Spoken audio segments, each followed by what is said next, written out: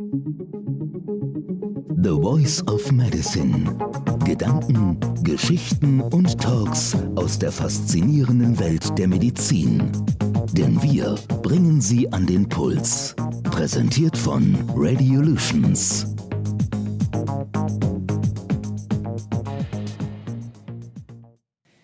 Dear ladies and gentlemen, welcome to another edition of The Voice of Medicine. Today with me, Michael, and my guests today, a superstar in the field of forensic pathology, a man who dared to challenge one of the American holy grails, the American Football League itself. He's a man who inspired Hollywood to make a movie about him and his quest for the truth.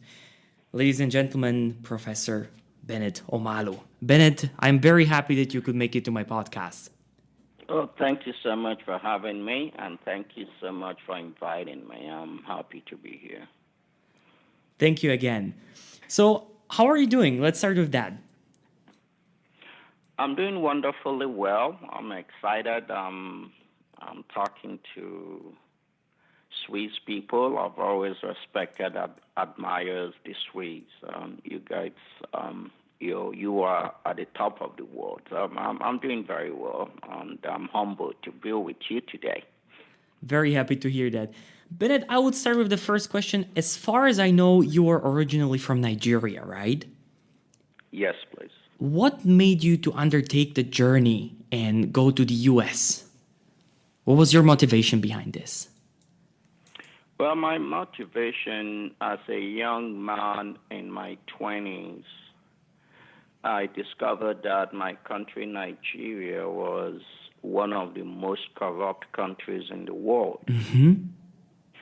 And I discovered that I could not be the best of myself or give a good account of myself in such a corrupt environment.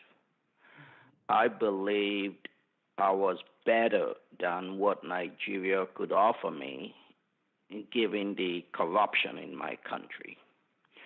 So I knew I had to leave my country in order to be myself. The question is, where do I go? And I discovered America in books, on television. I discovered America was a place where I could be whatever I wanted to be in spite of my race, in spite of being African. That I believed America was the best country on earth in spite of its downsides, okay? And I chose to come to America.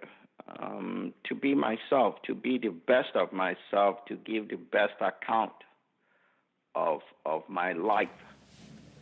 I see. To be the best of me. So that was what brought me to America.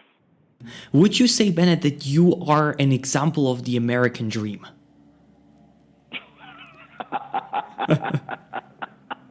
I don't think so. No. Okay. I'm not an example of the American dream, but I'm an example of the possibilities that are present in America. America is a land of the good, the bad, and the ugly. But America is a land where the impossible shall become possible. Interesting. Mm-hmm. If you work for it, if you study the American society, the impossible can become possible only in America. There is just something unique about this country that no other country has. It's one of the countries, one of the few countries that was founded on a dream. People came together, decided to write a constitution, to carry out an experiment, an impossible experiment. And that narrative of America continues even until today. In spite of the ugliness of America. Nobody is perfect. No country is perfect. Of course. Like you hear about the proliferation of guns and gun violence, the epidemic of gun violence. You hear about the epidemic of racial bigotry. But in spite of all that darkness, America still remains a land of great light, a land of promise. In spite of the political situation in America, some of the things that are being said now by our leaders, it does not matter. It is transient. After 4, possibly 8 years, new leaders come into being. But the American story continues. So I don't see myself as an example of the American dream, but I see myself as an example of the impossible becoming possible in America. That's a very nice and interesting way to put it. You yourself only recently became American, right? In 2013, was it, or 15? Yes, I became an American citizen February 13, 2015, one day before Valentine's Day. Okay. It took me almost, I came to America in 1994. It took me almost 20 years to become an American citizen. It's not an easy task. It's difficult, but it is worth it. It is worth it. So I'm thankful. I'm thankful and grateful that I finally became an American citizen. Okay. Well, happy to hear that you managed after all those years that you were working very hard to get there. Now I would like to talk a little bit more about your profession and what you do on daily business. Obviously, I have seen the movie which was made about you, and the first question which came into my mind was, are you fascinated by death? No, I'm not fascinated by death. I'm a forensic pathologist. Through the study of death as a science, because it is a scientific endeavor, I discovered that a body without a spirit is dead. Okay? So the next question I ask myself is, what is the spirit in all of us? What is the difference between a dead person and a living person? The spirit is gone. Okay? Mm-hmm. So I started digging deeper using scientific methods. And science led me to faith. Science led me to faith, to Christianity, or any denomination, Muslim, Hindu, Buddhist. Religion is not an end by itself. No. Religion is a tenet of faith. Religion should guide you to faith. And what is faith? Faith is simply a recognition of that spirit that lives inside you. A recognition of that spirit, a manifestation of that spirit, and the realization of the hopes of that spirit that lives inside you. You must feed that spirit. That is a beautiful thought, really. I actually never saw it from this perspective. Now, Yes. in the movie, you were portrayed in several ways. And another thing which struck me was the way that you were portrayed as working at the autopsies. Do you really listen to music and talk to the bodies before you start the autopsy? Yes, it's the same story, because through the discovery of faith, I began to study the tenets of faith. I began to dig deeper into my Christian faith. And my Christian faith teaches us that when the body dies, the spirit leaves the body, and the spirit lives. The spirit lives in the heavenly glory. So when a body comes to my autopsy table, the body is dead, but the spirit of that individual is alive. And anybody who has lost a close family member would experience that. When you lose your father, your wife, your son, your daughter, although their bodies are dead, you can still talk to them in the spirit. It's so every human body that comes to my autopsy table, I respect the body. I don't simply see it as a dead body. No.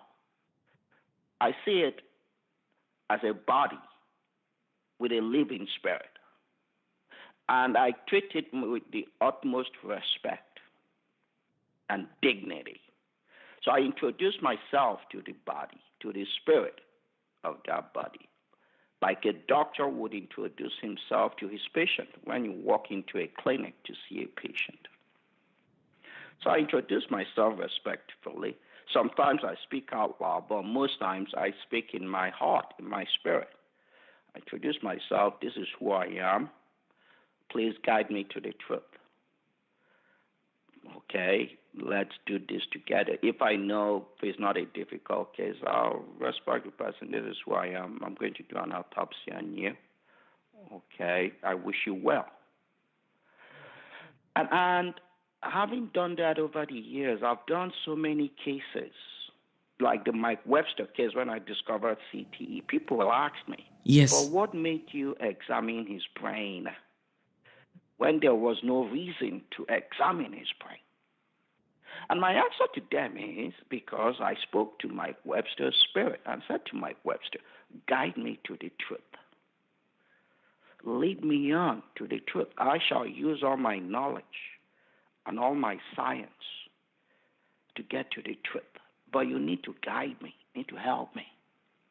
Because society, modern society would want you to believe that science and faith do not go together. Mm-hmm. They are usually science portrayed as you know, on the other sides of the spectrum. Yes. Yeah. Mm-hmm. Yes, that science and faith are antagonistic. That is not true. That is not true. Let me tell you why it's not true. Science seeks the truth through scientific methods. And you notice in science, the more you discover, the more you realize what you do not know. And you continue to search. You keep the faith on science. You never get to the end of it. You never have all the answers. But you don't give up on science. Science seeks the truth. There is only one truth. Faith also seeks the truth through the tenets of faith, through prayer, through religion, through love. Okay? Now, faith, just like science, you cannot have all the answers to all the questions. The deeper you become in your faith, the more questions you don't have answers to. But what happens is we have a double standard. When it comes to faith, the moment we don't have the answers, we turn our backs on faith. Why don't we have the same standard for science, recognizing that we shall never get to the end of the truth? It is a very interesting question you're raising there. Mm. Yes, you have patience with faith, just like you have with science. Since science and faith seek one truth, science and faith are synergistic. They are not antagonistic. Science synergizes and should strengthen your faith. And that was what happened in my life.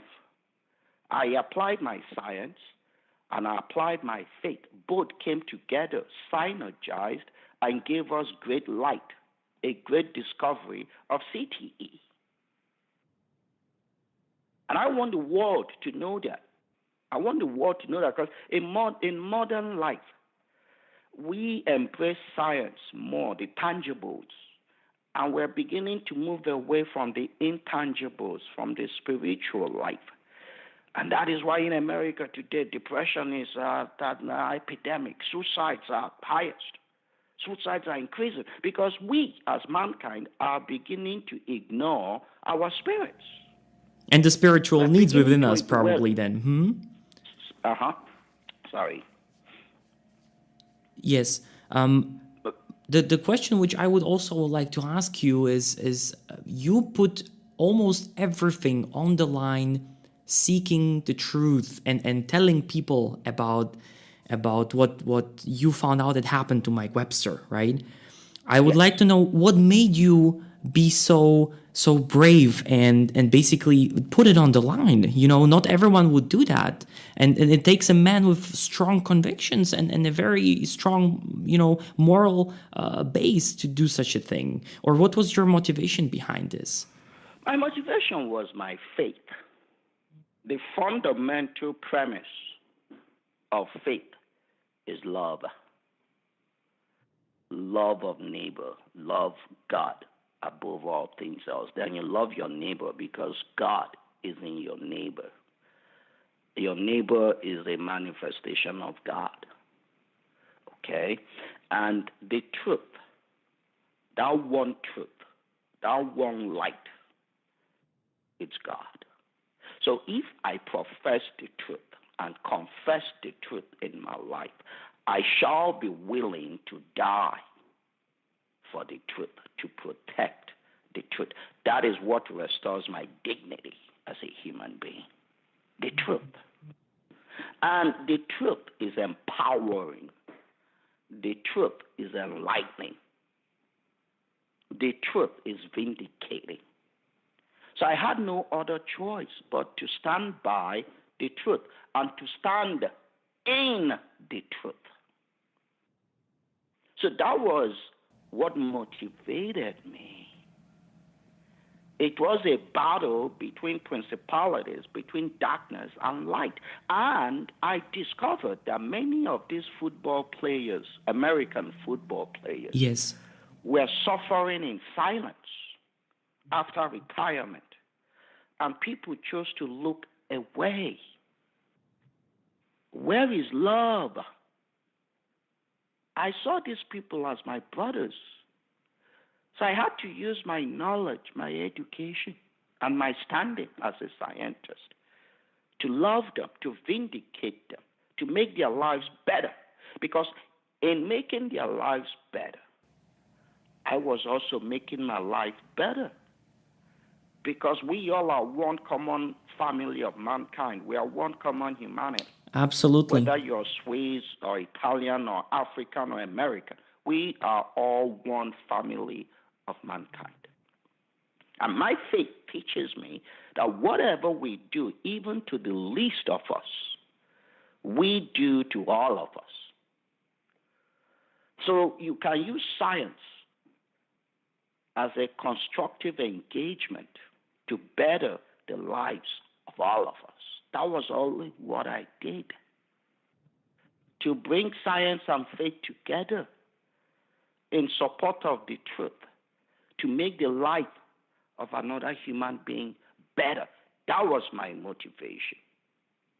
And if I told myself once, I was prepared to die, to be honest with you, because faith knows no fear. The truth knows no fear. I was prepared to die, even if at the end I was only able to make the life of just one human being better. On my deathbed, I would be proud of the life I've lived. That was my motivation and nothing else. That is extremely touching. I can, the way you speak about this, the passion that you have in your words and everything, I can sense that you're a very deeply spiritual person and you live by these things. And it's always wonderful to meet someone who does this. Now, you said that from your perspective, what we do miss nowadays as humankind often is this spiritual needs which we are neglecting. I would like you to think, do you think we, specifically in medicine, right, when we talk about everyone who works in the, let's say, healthcare family, is there something that you notice that we are neglecting or missing a lot? Yes, I see that. I think we need to begin to move back to what we used to be before technology. We used to be a community of human beings. We used to see an individual as a whole being. We spend more time uplifting the spirit of each and every one of us. So I think healthcare workers, doctors, nurses, physical therapists, everybody, we need to begin to redefine who the patient is. The patient is not just a client or some number where you come in almost like a mechanical, automated relationship between the physician and patient. No. For example, we need to begin to treat patients as whole beings, not just as people who need health care. A patient walks into your office. Before the patient sees the physician, there should be somebody who comes in to talk to the patient. Hello. Call the patient by his or her first name. How are you? What are you doing today? How are you doing today? How is your family?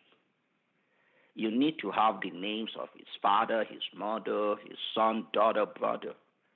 How is your home doing? How do you feel? Are you happy? What is bothering you in your life?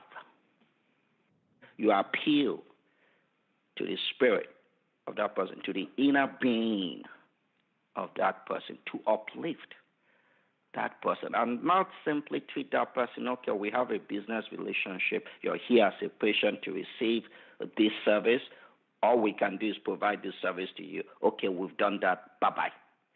We need to stop. That model wouldn't lead us too far. We need to begin to reinvest in happiness as a society, as a global society, to begin to relearn happiness. We need to start learning how to be happy again.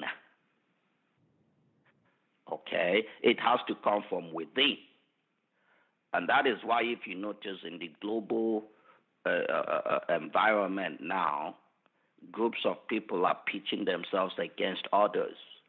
Okay, immigration is bad. You're not one of us. You're the other. It just shows human beings who are unhappy.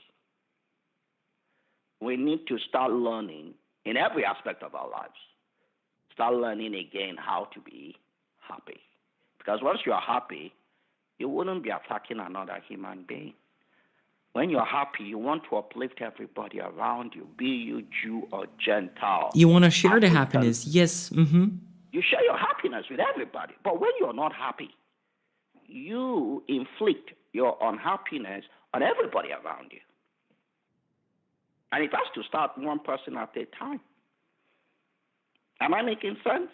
Yeah, you do. A lot of things you're bringing up are very enlightening to me personally, I have to say. Bennet, as a part of your job is also teaching, right? And foster the next generation of doctors.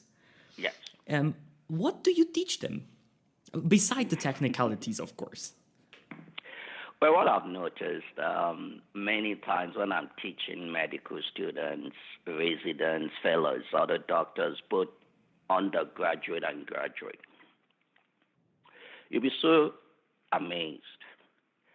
Most students, after we've talked about the science, okay, most students, they want to talk about my life and their lives. They want to learn from me how they could make their lives better. Okay. Many times, if you read my book, my memoir, Truth Doesn't Have a Side. I struggled with depression as a child. I was born during the Nigerian Biafran Civil War. I suffered malnutrition. I suffered the stresses of discrimination and malnutrition, and corruption, because the tribe I belonged to lost the war. So we were treated like second-class citizens. So I developed depression. I struggled through medical school, but I overcame it. So many students will come to me to seek advice on how I overcame depression. And how come, just looking at me, I seem to be a very happy, joyful person. Why is that? What is it that I have other professors don't have? Why am I different? Okay, in spite of the movie being done about me, how come you're so humble? You don't even talk about yourself. So again, it appeals to that sense of spirituality, feeding the spirit that lives inside you. You need to take time, at least once every day. I do it myself when I wake up in the mornings, even if it's 10 minutes, 15 minutes, 20, 30, 1 hour, to just be at peace. Like me, I'm a Roman Catholic. I'm a Roman Catholic by faith. So what I do, I read my Bible, I read a verse or two, I play Christian music, and I pray. I say the rosary or the chaplet of divine mercy. I pray and I meditate to feed my spirit. And I bet you any day I don't do it, that day wouldn't be productive for me. So that is, I feed my spirit on a daily basis, and that is what makes me happy. I'm not afraid of anything, because my spirit, I've discovered in my life, and this is what I teach students, I am far beyond and above any problem or difficulty I will face in my life, because I'm worth more than any problem. I am way above as a human being, as a child of God, as a child of the universe. I'm as mighty as the sun or the moon or the tallest tree in the forest. So any problem I face, any discriminatory action I'm a victim of, name it. Somebody calls me a bad name, I'm above that. That shouldn't worry me, because I'm a beautiful child of the universe. I have every right, as Desiderata says, to be here. And same applies to each and every one of us. That is what I teach medical students. And another thing I teach them, I say, well, take some time. Think about yourself. Okay? There shall never be another you in the history of mankind. This is your only time, your only place, your only stage to be who you are. So the best thing you could do for all of us, for mankind and for yourself, is to be yourself, to be true to who you are. Because after this, there can never be another you in the history of mankind. Yes. So you need to learn to be who you were born to be. And when you do that, when you live to be who you were born to be, and to love your fellow human beings as you love yourself, there is nothing you cannot do in your life. The impossible shall become possible. That is what I teach medical students. Wonderful and very motivational words, Bennet. Really amazing. Perhaps a little lighter question now. Yeah. How was it to meet Will Smith? Okay, before I met Will Smith, I thought, just like everybody, he's a mega star. He's a superstar. I didn't think he would be just like me. But I met him. The first night I met him, we spent a couple of hours together at dinner.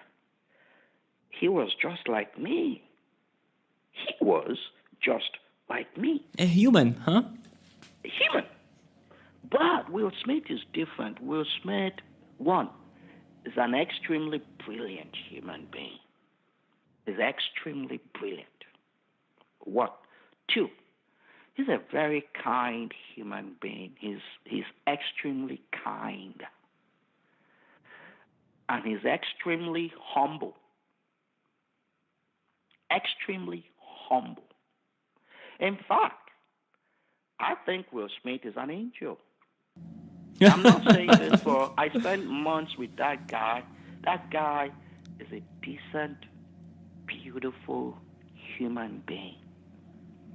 Which shocked me, because I had the opportunity to meet many other superstars in Hollywood. He is different. He is different. And he has such a high sense of humor. Every time I met him, I never saw him upset.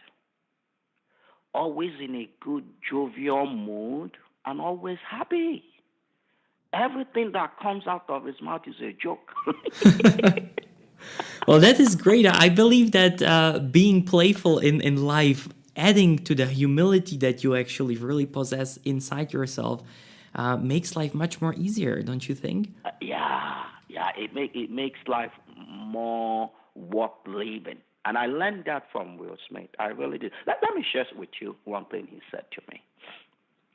He may not remember, but I remembered every word he said to me. He said to me, Bennet, hey, after this movie is done and Will Smith plays you in a movie, your life is going to change. People will begin to think you are something you are not. But do me a favor. In whatever you are doing, wherever you are, if somebody wants to come and say hi to you, to shake your hand, to take a selfie with you, please don't turn that person down. No matter how tired you may be, no matter how distracted you may be, please stop and do meet that person. Because that person who is coming to you to meet you is doing it out of love. It means a lot to that person just to say hi and give you a hug. Don't take it away from that person. Give it. It doesn't cost you anything. Just 30 seconds, 1 minute. You make a difference in the life of another person. And till today, as I'm talking to you, I'm practicing that. And I watched him. If you watch him, wherever he is in public, he reaches out to the people. He reaches out, he says hi, he hugs people, he takes selfies. So who am I? So in meeting him, he touched my life. He enhanced my life. And I'm thankful for that. I am. That is beautiful. I think, sometimes you learn amazingly new things from people that you would not expect that you can learn them from this particular person or that kind of person. So it's yes. it's great, and having something like this from Will Smith, it's just a precious thing. Yes, it is. It is, and I'm thankful, and not just Will Smith. Many other people like Peter Landensman, the director of the movie, and some other consultants like Ridley Scott and his wife Giannina. I learned a lot from them. Hollywood folks are very intelligent, creative, and talented people with wonderful personalities. They're good people with good hearts. Great. Bennet, one last question for you. No, you could ask me as many as you want. Thank you very much. But, time is precious and so is yours very, very much. So I don't want to keep you too long. But trust me, our listeners are going to be very, very happy about this. It was a beautiful, beautiful conversation that we were having here. Sure. If you want me back, I'll come back. So I will love Okay. Thank you very much. Thank you. I'm very honored about that. I might call you. I might call you very soon again. Sure. Why not? So my last question to you would be, if basically you should give one advice to our listeners to make their life even remotely better and happier, what would you tell them? Well, I will use the same advice I would give myself. Why don't you sit down in a quiet space in your house or apartment and ask yourself, are you happy? Are you happy? Money is not going to make you happy. Success is not going to make you happy. What would make you happy is being yourself. And how could you be yourself? Search within you. Talk to the spirit inside you. And seek yourself. Feed the spirit inside you through the acts of faith. Faith is not religion, but religion is a tenet or component of faith.